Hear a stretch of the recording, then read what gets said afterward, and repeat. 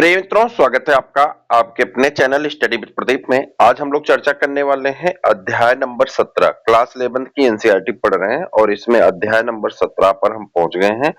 आज हमारा टॉपिक है गमन और संचलन। एक ही वीडियो में इसको कवर करने वाले हैं, चूंकि बहुत छोटा सा चैप्टर है, बहुत बड़ा चैप्टर नहीं। पेशियों तक पढ़ना है और कंकाल तंत्र पढ़ना है और बहुत आसान चैप्टर है। कंकाल तंत्र लगभग बचपन से ही पढ़ते आते हैं, तो लगभग लगभग हड्डियों के नाम और उनकी संख्या, ये सब चीजें जनरली हमको याद रहता है। और वही पेशियां 9th में भी पढ़े हैं, 10th में पढ़े हैं, 11th में पढ़े हैं और छोटे क्लासों में भी पढ़े हैं, 5 में 6 में कोर्स में है, तो कहीं ना कहीं आसान हो जाता है। तो यहाँ पे बेसिक कॉन्सेप्ट की चीजें दी गई हैं, बहुत ज्यादा डिटेल दिया नहीं है। डिटेल में तो बहुत कठिन है, लेकिन डिटेल चूंकि नहीं दिया गया है इसलिए जनरल चीजें हैं तो वो आसान है। ये चैप्टर खाने का मतलब इतना है।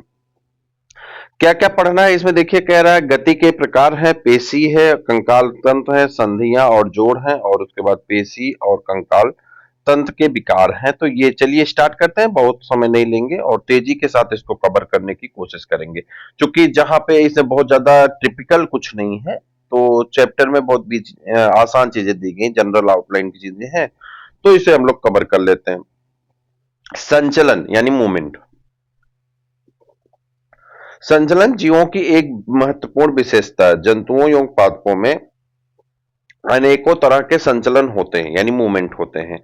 अमीबा सदृश एक कोश की जीवों में जीवद्रव्य का प्रवाही संकुचन संचलन इसका एक साधारण उदाहरण है। अमीबा में एक मूवमेंट होता है जिसे हम लोग जीवद्रव्य का मूवमेंट कहते हैं। साल जेल थ्योरी आपने पढ़ा होगा, प्रोटोप्लाज्मिक मूवमेंट का एक तरीका है, हाइमन ने दिया था। तो कह रहा है कि ये जो है संचलन जो है उसमें क्या होता है कि साइटोप्लाज्म जिस दिशा में मूव करता है उसी दिशा में जो है साइटोप्लाज्म का, यहाँ प्रोटोप्लाज्म लिखा गया, प्रोटोप्लाज्म जिस दिशा में मूव करता है उसी दिशा में धीरे धीरे कोशिका भी मूव कर जाती है, तो इसे प्रोटोप्लाज्मिक मूवमेंट भी कहते हैं। और ये मूवमेंट किसमें देखा जाता है? अमीबा में देखा जाता है। कई जीव पक्षमाभ यानी सीलिया के द्वारा, कई कसाब यानी फ्लैजिला के द्वारा, कई टेंटिकल के द्वारा गति करते हैं। मनुष्य अपने पाद, जबड़े, पलक, जिह्वा आदि को गतिशील रख सकता है, कर सकता है। कुछ संचलनों में स्थान या अवस्थिति परिवर्तन होता है। कह रहा कुछ ऐसे संचलन है जिसमें जीव अपने स्थान को बदल देता है, अपनी अवस्थिति को बदल देता है। ऐसे संचलन को हम लोग गमन कहते हैं। क्या कहते हैं? गमन कहते हैं, यानी लोकोमोशन कहते हैं। टहलना, दौड़ना, चढ़ना, उड़ना, तैरना सभी गमन या संचलन के ही कुछ रूप हैं। चलन संरचनाओं का एक अन्य प्रकार की गति में संलग्न संरचनाओं से भिन्न होना आवश्यक नहीं। उदाहरण के लिए पैरामीशियम में पश्चिमा भोजन की कोशिका ग्रसनी में प्रवाह। कह रहा है कि उदाहरण के लिए पैरामीशियम में पश्चिमा भोजन की कोशिका ग्रसनी में प्रवाह और चलन दोनों कार्य करते हैं। हाइड्रा अपने स्पर्शक शिकार पकड़ने और चलन दोनों के लिए प्रयोग कर सकता है। हम अपने पाद शरीर की मुद्रा बदलने के लिए प्रयोग में लाते हैं और चलन के लिए भी। उपर्युक्त परीक्षणों से संकेत मिलता है कि गति और चलन का पृथक रूप से अध्ययन नहीं किया जा सकता है। दोनों के संबंध को इस उक्ति में समाहित किया जा सकता है कि सभी चलन गति होते हैं लेकिन सभी गति चलन नहीं होती। कहने का अर्थ है कि सभी लोकोमोशन, जैसे हम पूरी शरीर चल के जाएंगे, पूरी शरीर से मान लीजिए कि हम इस क्लासरूम से निकल के दूसरे वाले क्लासरूम तक चले जाएं, बेडरूम तक चले जाएं, तो यहां से इन तीनों कमरे में अगर हम मूव कर रहे हैं तो इन तीनों में हमारी शरीर जा रही थी, इसके साथ हमारा पैर भी जा रहा है, हमारी जिह्वा भी जा रही है, हमारे लिप्स भी जा रहे हैं, तो ये सब जा रहे हैं भैया, सब मूव कर रहे हैं। लेकिन ये क्या है? एक गति है, यानी लोकोमोशन में मूवमेंट समाहित है। लेकिन जब यही क्रम उल्टा कर दें कि हम बैठे हैं और बैठ करके सोच रहे हैं कि काश कुछ खाने को मिल जाता, तो हमारी जीभ से पानी आ रहा है, जीभ चल रही है, ठीक है, या हाथ पैर चला रहे हैं। छोटे बच्चे नहीं सोए रहते हैं तो अपना गाड़ी चलाते रहते हैं, तो ऐसे हाथ पैर चला रहे हैं। ये क्या है? ये मूवमेंट है। अब ये मूवमेंट में लोकोमोशन नहीं है, तो सभी लोकोमोशन मूवमेंट होता है, लेकिन सभी मूवमेंट लोकोमोशन नहीं होता है। यही बात यहां पर लिखी गई है। थोड़ा शुद्ध हिंदी है, संचलन और गमन लिखा गया है, इसलिए थोड़ा सा कंफ्यूजन यहां पे क्रिएट हो रहा है। कह रहा सभी चलन जो है गति होते हैं, लेकिन सभी गति चलन नहीं होती है। बात यही है, सभी लोकोमोशन मूवमेंट है, लेकिन सभी मूवमेंट लोकोमोशन नहीं होता। फिर भी चलन की क्रिया में प्रायः भोजन, आश्रय, साथी, अनुकूल प्रजनन स्थल, अनुकूल प्रकृति स्थिति की तलाश तथा शत्रुओं से बचने के लिए पलायन करता है जीव। यानी एक स्थान से दूसरे स्थान तक भोजन तलाशने के लिए जाता है, आश्रय तलाशने के लिए जाता है, नया आवास ढूंढने जाता है, साथियों से मिलने जाता है, अनुकूल प्रजनन के लिए स्थिति अपनी पार्टनर को खोजने जाता है, अनुकूल प्राकृतिक स्थिति खोजने जाता है, की तलाश में रहता है, शत्रुओं से और जो भक्षी प्राणी हैं उनसे बचने के लिए पलायन करता रहता है, मूव करता रहता है, भागता रहता है। गति के प्रकार। मानव शरीर की कोशिकाएं मुख्यतः 3 प्रकार की गति दर्शाती हैं, यथा अमीबी गति, पश्चिमाभी गति और पेशी गति। दूसरे चैप्टर में भी पढ़े थे, और हाँ, कल ही आपको चैप्टर नंबर फर्स्ट और चैप्टर नंबर सेकंड दोनों का याद करिए। चैप्टर नंबर फर्स्ट और चैप्टर नंबर दोनों का, इसमें से भी लगभग 40 क्वेश्चन, इसमें से लगभग 50-90 क्वेश्चन का कल आपको एनसीईआरटी का प्रैक्टिस पेपर आपको मिल जाएगा, जिसका सोर्स आपका आर के पिल्लई है और रमेश गुप्ता की किताब से मिलेगा।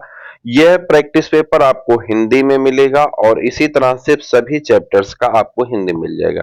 इसके साथ ही साथ इंग्लिश की एनसीईआरटी पॉइंट्स आपके स्टार्ट हो जाएंगे, जिसमें सबके प्रैक्टिस पेपर चैप्टर के साथ लगे हुए हैं। एक एक चैप्टर के लगभग 100 50 50 150 प्रश्न आपके लगे हुए हैं, तो उन सभी प्रश्नों को भी आपको साथ साथ करते चलना है। यानी हिंदी इंग्लिश दोनों सेशन आपका मार्च में, 1 मार्च से मैंने कहा था कि स्टार्ट कर दूंगा, दोनों सेशन आपका स्टार्ट हो जाएगा। दोनों के साथ साथ प्रैक्टिस पेपर, हिंदी वाला 11th का कोर्स खत्म है, 12th की हिंदी की क्लास चलेगी, 11th के हिंदी का प्रैक्टिस चलेगा, 11th की एनसीईआरटी पॉइंट्स चलेंगी। ठीक है, तो ये आपके लिए इंपॉर्टेंट होता जाएगा। वहीं पे 12th का भी कोर्स आपका बहुत जल्द ही कंप्लीट है। 12th वाला में 13 चैप्टर ही पढ़ने हैं, तो 13 चैप्टर आप मान चलिए होली से पहले मैंने कहा था खत्म कर देंगे एनसीईआरटी वाला पूरा झमेला। तो एनसीईआरटी का झमेला 13 चैप्टर जो हिंदी वाला है वह खत्म हो जाएगा। इंग्लिश वाला चैप्टर धीरे धीरे चलता रहे, क्योंकि उसके प्रैक्टिस पेपर भी साथ साथ चल रहे हैं, तो उसमें आप टेंशन नहीं लेना है।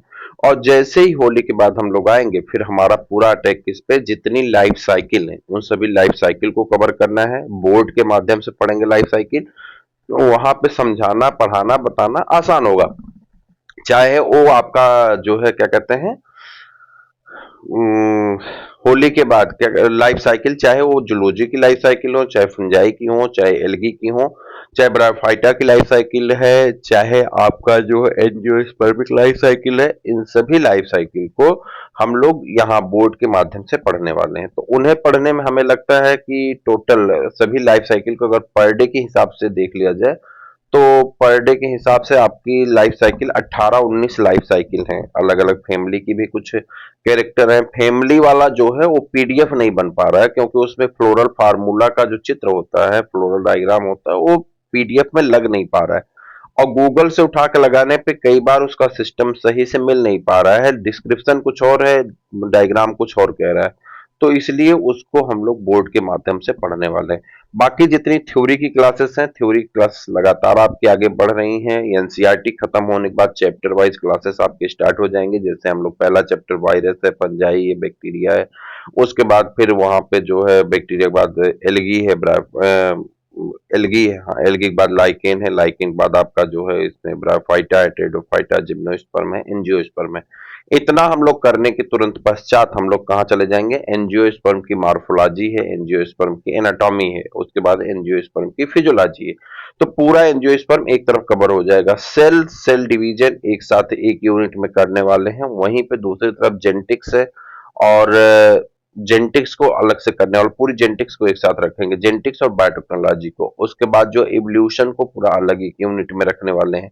तो उसके कुछ जो मटेरियल से टाइप हो गए हैं, उन टाइपिंग वाले मटेरियल के साथ आएंगे, जो नहीं टाइप हो पाएंगे उन्हें हैंड रिटन नोट्स के साथ चलेंगे। कहने का अर्थ है कि अप्रैल के लास्ट तक आपका कोर्स किसी कीमत पे हम खत्म करने के लिए तैयार हैं। लेकिन उसके पहले आपसे छोटी सी रिक्वेस्ट है कि आप चैनल पे सपोर्ट में लगातार बने रहें, क्योंकि आपकी सहायता से ही हमें हिम्मत मिलती है और हम काम करने के लिए तत्पर हो पाते हैं। आगे बढ़ा जाए, चलिए, और ये सब बातें होती रहेंगी, किसी वीडियो में हम चर्चा करेंगे और बहुत सारी चीजों पे चर्चा करने वाले हैं, तो वहां पे हम सब बातें आपको बताएंगे। एक दिन 10-15 मिनट का आपका समय लेंगे और उसमें सारी बातें हम आपको एक एक क्रम से बताने वाले, क्या क्या पूरी प्लान है। हाँ, तो यहाँ बात कर रहे थे, मानव शरीर की कोशिकाएं मुख्यतः 3 प्रकार की गति दर्शाती हैं, यथा अमीबी गति, पश्चिमाभी गति और पेशी गति।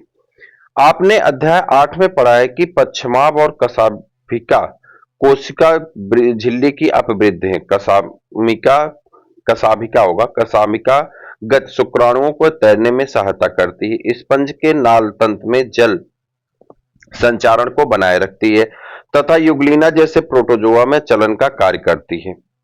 हमारे शरीर में कुछ विशिष्ट कोशिकाएं जैसे कि महाभक्षकाणु, माइक्रोफेजेज और श्वेताणु लाइकोसाइट्स रुधिर में अमीबी गति प्रदर्शित करते हैं। हमारे शरीर की कुछ विशिष्ट कोशिकाएं हैं जैसे कि महाभक्षकाणु यानी माइक्रोफेजेज और श्वेताणु ल्यूकोसाइट्स डब्ल्यूबीसी जो है, ये अमीबी गति प्रदर्शित करते हैं। यह क्रिया जीवद्रव्य की प्रवाही गति द्वारा कुकुट पाद बनाकर की जाती। अमीबा सदृश कोशिका कंकाल तंत्र जैसे सूक्ष्म तंतु भी अमीबी गति में सहयोगी होते हैं। हमारे अधिकांश नलिकाकार अंगों में जो पश्चिमाभ उपभित्ति से आश्रित होते हैं, पश्चिमाभ गति होती है। श्वास नली में पश्चिमाभों की समन्वित गति से वायुमंडलीय वायु के साथ प्रवेश करने वाले धूलकणों एवं बाह्य पदार्थों को हटाने में मदद मिलती है। मादा प्रजनन मार्ग में डिंब का परिवहन पश्चिमाभ गति की सहायता से ही होता है। हमारे पादों, जबड़ों, जिह्वा आदि की गति के लिए पेशी गति आवश्यक है। पेशियों में संकुचन के गुण का प्रभावी उपयोग मनुष्य और अधिकांश बहुकोशिकीय जीवों के चलन और अन्य प्रकार की गतियों में होता है। चलन के लिए पेशी, कंकाल और तंत्रिका तंत्र की पूर्ण समन्वित क्रिया की आवश्यकता होती है। इस अध्याय में आप पेशियों के प्रकार, उनकी संरचना, उनके संकुचन की क्रियाविधि और कंकाल तंत्र के महत्वपूर्ण पहलुओं के बारे में जानेंगे। पेशी पेशी एक विशेष प्रकार का ऊतक है जिसकी उत्पत्ति मध्य जन स्तर से होती है। यह एक वयस्क मनुष्य में शरीर के भार का 40 से 50% हिस्सा पेशियों का होता है। इनके कई विशेष गुण होते हैं जिन्हें उत्तेजनशीलता, संकुचनशीलता, प्रसार और प्रत्यास्था। पेशियों को भिन्न भिन्न आधारों पर वर्गीकृत किया गया है, जैसे स्थापन, रंग, रूप और उनकी क्रिया की नियमन पद्धति। स्थापन के आधार पर 3 प्रकार की पेशियां पाई जाती हैं: कंकाल पेशी, अंतरंग पेशी और हृदय पेशी।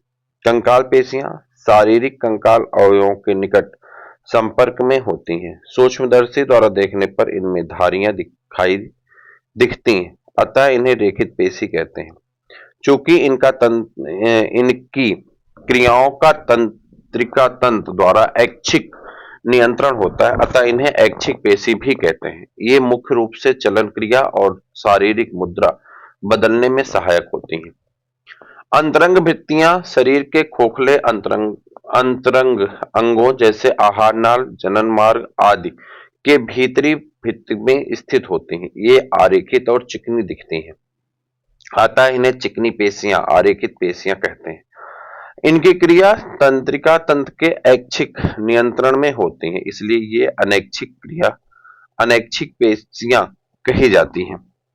ये पाचन मार्ग द्वारा भोजन और जनन मार्ग द्वारा युग्मक के अभिगमन में सहायता करती हैं। जैसा कि नाम से विदित है, हृदय पेशियां हृदय की पेशियां हैं। कई हृदय पेशी कोशिकाएं हृदय पेशी के गठन के लिए शाश्वत रचना में एकत्रित होती हैं। रंग आधार पर हृदय पेशियां रेखित होती हैं। ये अनैच्छिक स्वभाव की होती हैं क्योंकि तंत्रिका तंत्र इनकी क्रियाओं को सीधा नियंत्रित नहीं करता है। कंकाल पेशी की संरचना और संकुचन क्रियाविधि को समझने के लिए हम इसका विस्तार से परीक्षण करेंगे। हमारे शरीर में प्रत्येक संगठित कंकाल पेशी कई पेशी बंडलों या पुलिकाओं की बनी होती हैं। ये संयुक्त रूप से कोलेजनी संयोजी ऊतक स्तर से घिरी रहती हैं। इन्हें संपट्ट कहते हैं। पेशी बंडल में कई पेशी रेशे होते हैं। प्रत्येक पेशी रेशा प्लाज्मा झिल्ली से आश्रित होता है जिसे सार्कोलेमा कहते हैं। पेशी रेशा एक संकोशिका है क्योंकि पेशी द्रव्य में कई केंद्रक होते हैं। अंतर्द्रव्य जालिका अर्थात पेशी रेशे के पेशी द्रव्य जालिका सार्कोप्लाज्मिक रेटिकुलम कैल्शियम आयनों का भंडार गृह है। पेशी रेशे की एक विशेषता पेशी द्रव्य में समांतर रूप से व्यवस्थित अनेक तंतुओं की उपस्थिति है जिसे पेशी तंतु मायोफिलामेंट्स पेशी तंतु मायोफाइब्रिल्स कहते हैं। प्रत्येक पेशी तंतुक में क्रमवार गहरे व हल्के पट्ट होते हैं। पेशी रेशक के विस्तृत अध्ययन से यह स्थापित कर दिया गया है कि इनका रेखित रूप दो प्रकार की प्रोटीनों एक्टिन और मायोसिन के विशेष प्रकार के वितरण के कारण होता है। हल्के बैंडों में एक्टिन होता है जिसे आई बैंड या समदैशिक बैंड कहते हैं, जबकि गहरे बैंडों में ए बैंड या विषमदैशिक बैंड कहते हैं जिसे मायोसिन होता है। दोनों प्रोटीन क्षणनुमा संरचनाओं में परस्पर समांतर पेशी रेशक के अनुदैर्ध्य अक्ष से भी समांतर व्यवस्थित होते हैं। एक्टिन तंतु मायोसिन तंतुओं की तुलना में पतले होते हैं, अतः इन्हें क्रमशः पतले और मोटे तंतु कहते हैं। प्रत्येक आई बैंड के मध्य में इसे द्विविभाजित करने वाली एक प्रत्यास्थ रेखा होती है जिसे जेड रेखा कहते हैं। पतले तंतु जेड रेखा से दृढ़ता से जुड़े होते हैं। ए बैंड के मोटे तंतु ए बैंड के मध्य में एक पतली रेशेदार झिल्ली जिसे यम रेखा कहते हैं द्वारा जुड़ा होता है। अब ये प्रश्न देखिए पूछा गया है, कह रहा है पतले तंतु जेड रेखा से दृढ़ता से जुड़े होते हैं। ए बैंड के मोटे तंतु ए बैंड के मध्य में पतली रेशेदार झिल्ली जिसे यम रेखा कहते हैं द्वारा जुड़ा होता है। पेशी रेशों की पूरी लंबाई ए और आई बैंड समांतर क्रम में व्यवस्थित होते हैं। दो अनक्रमित जेड रेखाओं के बीच स्थित रेशे पेशी रेशक का भाग एक संकुचन कार्य इकाई बनाता है जिसे सार्कोमीर कहते हैं। विश्राम की अवस्था में पतले तंतुओं के सिरे दोनों ओर के मोटे तंतुओं के बीच के भाग को छोड़कर स्वतंत्र सिरों पर अति आच्छादित होते हैं। पतले तंतुओं के सिरे मोटे तंतुओं के सिरे के बीच में पाए जाते हैं। मोटे तंतुओं का केंद्रीय भाग जो पतले तंतुओं से अति आच्छादित नहीं होता है यह क्षेत्र कहलाता है। संकुचनशील प्रोटीन की संरचना। प्रत्येक एक्टिन पतले तंतु एक दूसरे के सर्पिल रूप से कुंडलित दो यफ तंतुमय एक्टिनों का बना होता है। प्रत्येक यफ एक्टिन जी गोलाकार एक्टिन इकाइयों का बहुलक है।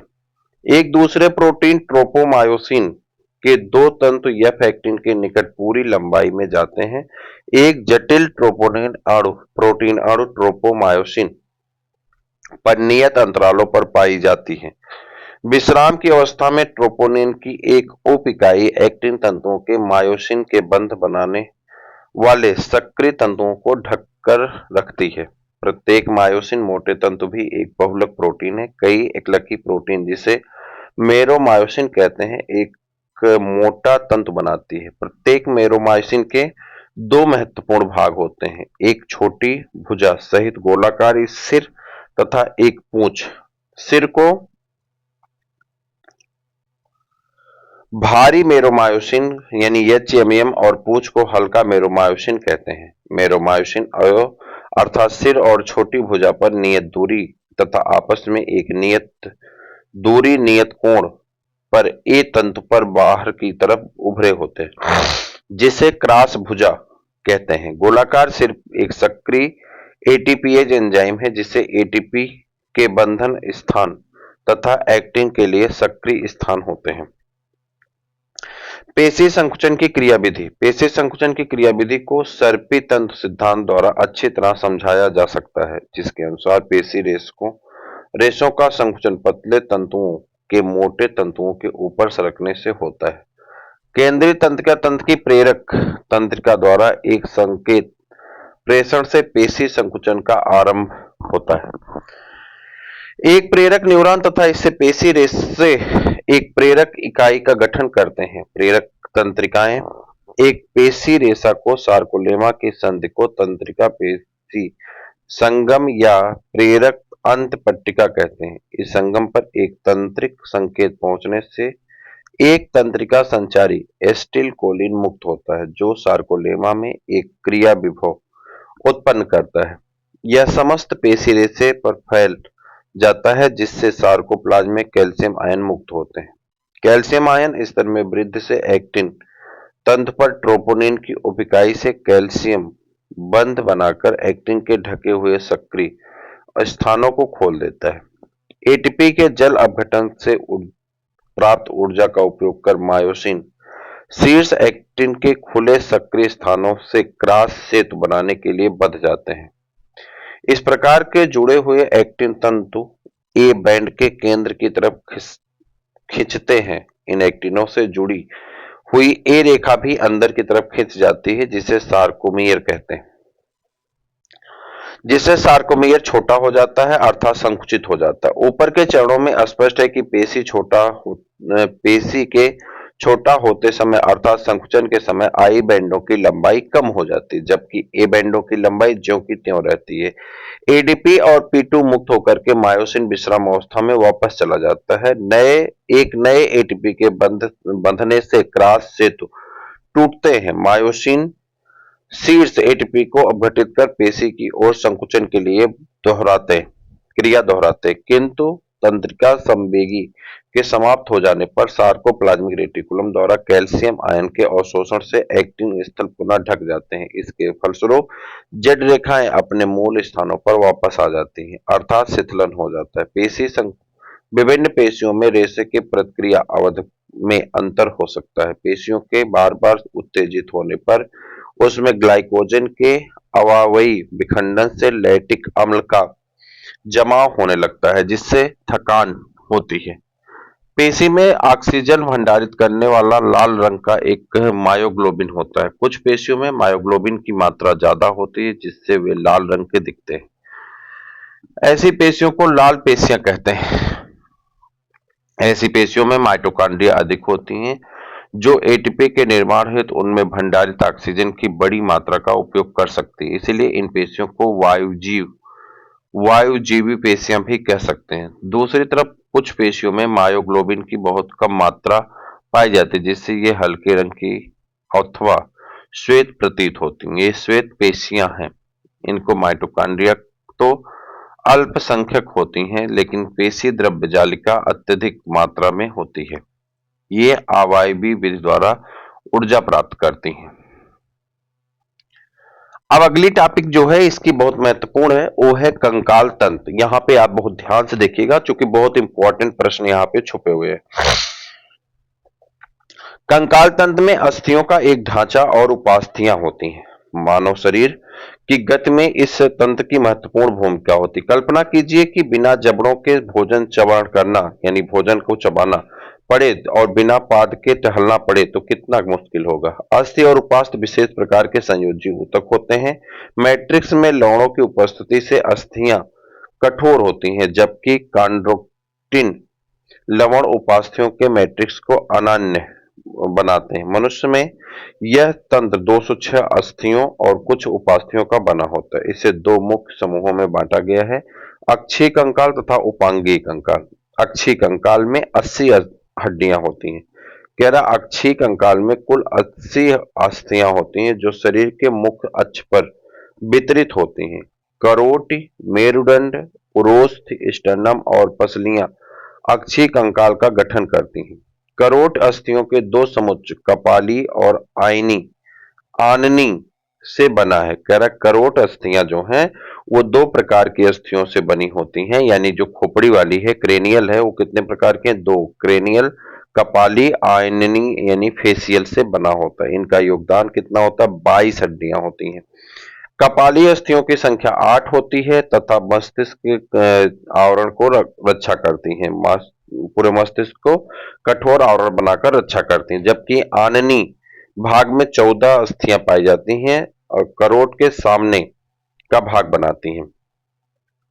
अब ये हड्डियों के नाम है, स्पिनॉइड है, एथमोइड है, अस्थिटिक लैक्रिमल अस्थि है, नेथाल अस्थि है, जाइगोमेटिक अस्थि है, मैक्सिला अस्थि है, मैंडिबल अस्थि है, हाइड है और ऑक्सीपिटल कॉन्डाइल है। ऑक्सीपिटल अस्थि है। उसके बाद टेपोरल अस्थि है और फ्रंटल अस्थि है, पैराइटल अस्थि है। तो ये अस्थियों के प्रकार हैं।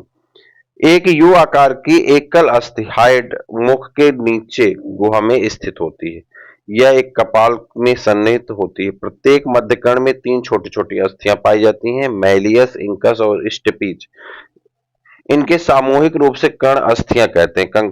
कपाल भाग कशेरुक दंड के अग्रभाग के दो अनुकपाल अस्थि कंधों की सहायता से संधियोजन करता है। ठीक है, इसलिए इसे डाइकॉटिलिक स्कल कहते हैं। हमारा कशेरुकदंड क्रम में व्यवस्थित पृष्ठ भाग से स्थित 26 इकाइयों का बना होता है। इसमें कशेरुक कहते हैं।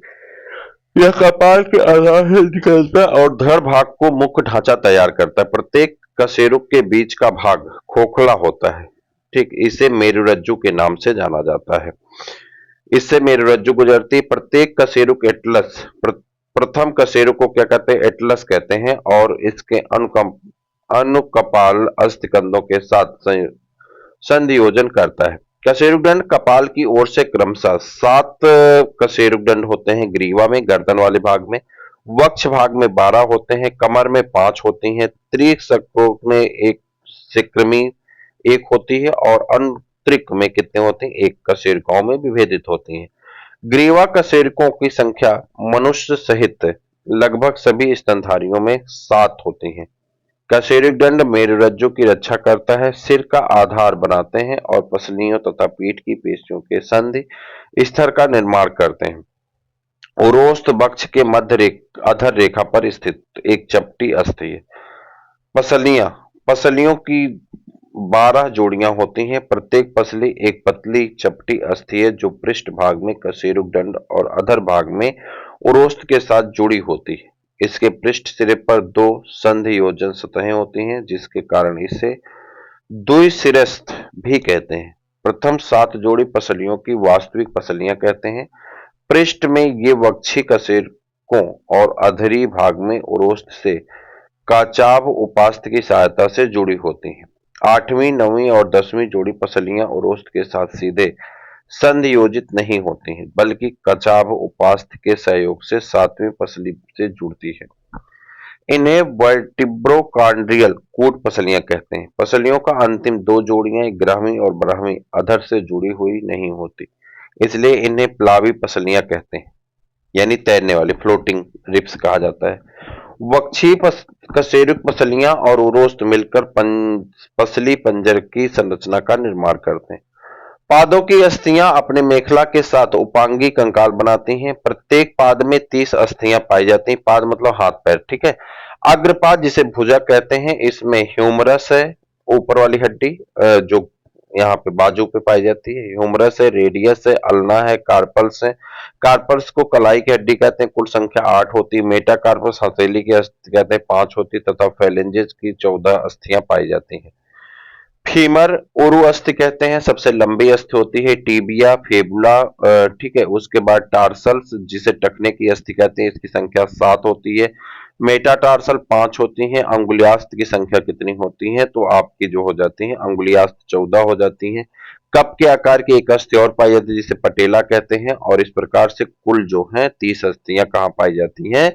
आपके पैर में भी पाई जाती हैं। तो 30 30 60, 60 दूनी 120 और 80 उधर हो गई किधर? अक्ष भाग में। 3 दूनी 6 कान में, कुल 206 हड्डियां होगी।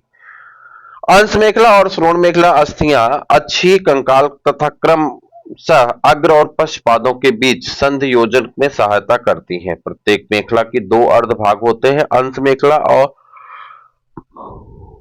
के अर्ध भाग में एक क्लेविकल और एक स्कैपुला होती है। स्कैपुला वक्ष के पृष्ठ भाग में दूसरी और 7वीं पसलियों के बीच स्थित होता है। स्कैपुला कहां से? दूसरी पसली से लेकर 7वीं पसली तक फैला रहता है, ठीक। और यह त्रिभुजाकार अस्त होती है। स्कैपुला के पक्ष चपटे त्रिभुजाकार भाग में एक उभार कंटक एक विस्तृत चपटे प्रबंध के रूप में होता है जिसे एक्रोमिन कहते हैं। क्लेविकल इसके साथ संयोजन करती है। एक्रोमिन के साथ कौन जुड़ा होता है? क्लेविकल जुड़ा होता है। एक्रोमिन के नीचे एक ऑर्नामेंट जिससे ग्लिनॉइड गुहा कहते हैं, ह्यूमरस के शीर्ष के साथ कंधों की जोड़ बनाने के लिए संधियोजन करती। प्रत्येक क्लेविकल एक लंबी पतली अस्थि है जिसके दो वक्र पाए जाते हैं। इस अस्थि को सामान्यतः जत्रुक कॉलर बोन कहते हैं। श्रोण मेखला में दो श्रोण अस्थियां होती हैं। प्रत्येक श्रोण अस्थि तीन अस्थियों के संलयन से बनी होती हैं। इलियम, इस्चियम तथा प्यूबिस। इन अस्थियों के संयोजन स्थल पर एक गुहा स्टेबुलम होती है जिसके उर्व अस्थि संयोजन करती है। अधर भाग में श्रोण मेखला के दोनों भाग मिलकर प्यूबिक संलयन बनाते हैं जिसे रेशेदार उपास्थियां होती हैं।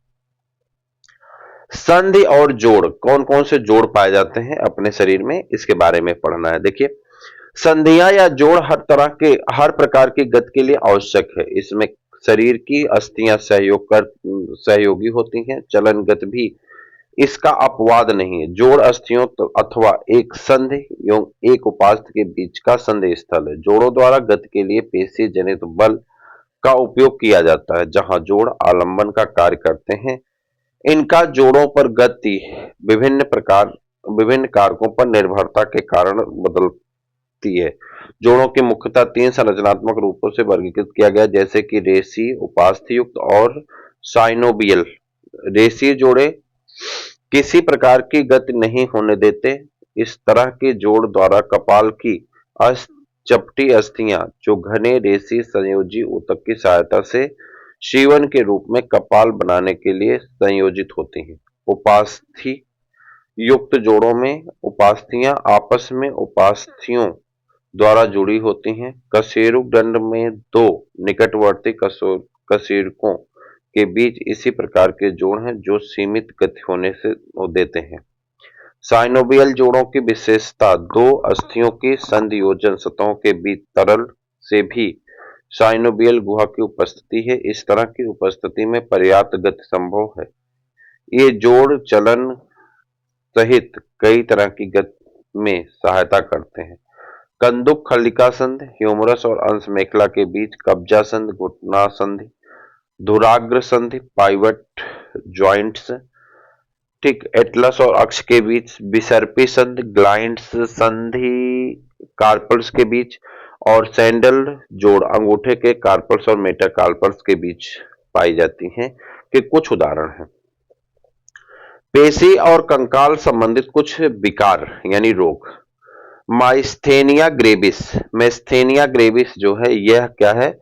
यह एक स्व प्रतिरक्षा विकार जो तंत्रिका पेशी संधि को प्रभावित करता है। इससे कमजोरी और कंकाली पेशियों का पक्षघात होता है। पेशी पोषण विकारों के कारण कंकाल पेशियों का अनुक्रमित अपहासन होता है। अपतानिका, शरीर में कैल्शियम आयनों की कमी से पेशी में तीव्र ऐंठन होती है। संधि शोथ, जोड़ों में शोथ। उसके बाद है अस्थि सुस्थिरता या उम्र संबंधी विकार। इसमें अस्थियों के पदार्थों में कमी से अस्थि भंग की प्रबल संभावना है। एस्ट्रोजन स्तर में कमी इसका सामान्य कारक है। गाउट, जोड़ों में यूरिक अम्ल के जमा होने के कारण जोड़ों में दर्द का होना गाउट रोग का एक लक्षण होता है। तो मित्रों, ये था आपका चैप्टर नंबर 17, जिसे हम लोग जो है गमन और संचलन के नाम से जानते हैं। तो ये चैप्टर आपका समाप्त होता है। इसके बाद हम लोग दूसरे चैप्टर की तरफ बढ़ेंगे। गमन और संचलन खत्म होने के तुरंत बाद हम लोग चलते हैं नए चैप्टर में, और चैप्टर नंबर 18 को भी अगले वीडियो में हम लोग तुरंत डिस्कस करने वाले हैं। चैनल पे यदि आप नए हैं तो चैनल को सब्सक्राइब कर लीजिए, अपने मित्रों को भी शेयर कर दीजिए। वीडियो को अच्छा लगे तो लाइक जरूर करिएगा। फिर मिलते हैं, तब तक के लिए इजाजत दीजिए। जय हिंद।